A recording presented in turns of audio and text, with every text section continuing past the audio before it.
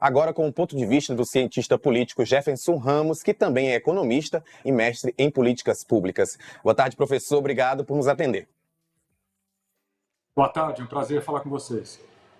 Para começar então com essa questão que a gente abriu, que o boletim, nas comissões temáticas da Câmara e do Senado. Com essa mudança de governo e depois desse caos que foi o dia 8 de janeiro, o que é que está em jogo na formação dessas comissões? Olha, comissão é uma coisa importante do Congresso. Eu diria que é a área onde o Congresso funciona, né? Ou seja, os temas que são votados têm que passar por comissões. Então, o controle dessas comissões, ele exerce um certo controle de agenda, né, do que vai ser debatido, muito importante. Então, é natural que o governo queira controlar as comissões mais importantes. Nesse período de formação de base, né, isso fica ainda mais destacado. Então, a cada 4 anos a gente vê essa disputa pelo controle das comissões. Esse ano não vai ser diferente. Então, é interessante analisar esse período para ver como que essa base vai ser construída, né? Ou seja, quem é que vai ficar com que comissão, que partido vai estar mais presente em que comissão. Então, esse é um ponto interessante para a gente perceber a formação mesmo, né, da base parlamentar do governo no Congresso. Indo agora, saindo aí da política, indo para a nossa economia, professor, porque o presidente Lula propôs uma meta de inflação de 4,5% para poder ampliar os gastos públicos. Essa é uma boa proposta, na sua opinião, e o aumento dos gastos públicos pode impactar negativamente, né, na economia aqui do país? Olha, esse é um bom tema, né? É um tema que veio à tona agora, assim, de um momento para o outro. Mas apenas alguns elementos que eu acho que são relevantes. A gente teve ao centro da meta de inflação em 4,5% entre 2005 e 2018. Então, o centro da meta, ele vai ao longo dos tempos, ele vai mudando, né? Porque ele diz respeito ao momento que se vive, né? Se a gente tem, por exemplo, uma taxa de desemprego muito alta, uma taxa de juros muito elevada vai dificultar reduzir o desemprego. Então, o centro da meta ele está ajustado à conjuntura. Então, o que o presidente tem alertado é que tem alguma coisa errada aí, né? Ou seja, a gente está com um cenário econômico difícil, com desemprego muito alto, e a taxa de juros está muito alta, né?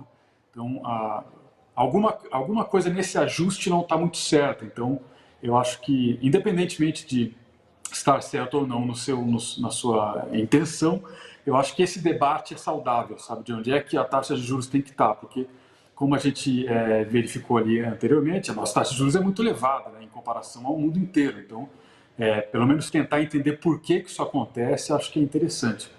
E eu diria que o centro da meta, né, se for para 4,5%, ele não vai ter um impacto tão grande assim, né? A gente conviveu muitos anos com essa meta e ela revelou um certo equilíbrio, né? A gente teve crescimento econômico, a gente não teve, enfim, uma situação de contas públicas descontroladas, então me parece que é uma sinalização de um meio termo, assim, né? Essa meta de 4,5%. Enfim, mas isso quem vai decidir é o Copom, é o Banco Central, eles têm lá seus modelos, apenas acho que é um bom equilíbrio, assim.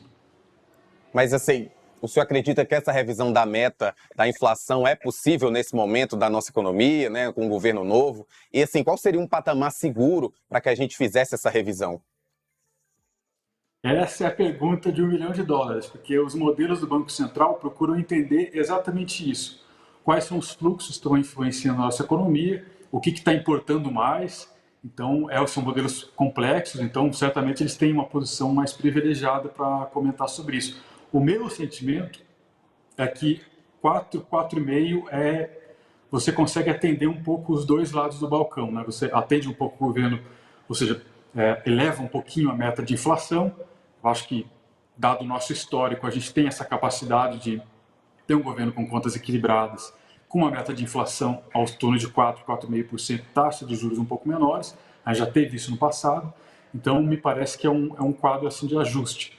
No entanto, eu não sei se isso vai acontecer. Me parece que não, que eu sinto aqui o Banco Central resistência, essa diretoria tem uma certa resistência, então eu vejo até um aumento, mas não a 4,5%, assim, talvez em torno de 4, 3,75, alguma coisa assim.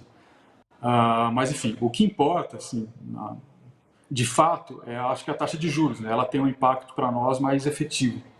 Então, se esse aumento da meta ali para 4, 3,75 reduzir um pouco a taxa de juros, eu acho que o o bem já está feito, né? Que é o que todo mundo, a economia de uma forma geral, vai se beneficiar com a taxa de juros caindo. Exatamente. E para a gente finalizar, como é que o senhor viu esse pedido da AGU para a condenação de 54 pessoas e 3 empresas por financiarem os atos de 8 de janeiro? Olha, eu acho que é interessante. Esse tema começa a sair da esfera política e vai para a esfera legal, que é onde ela deve ser tratada, né?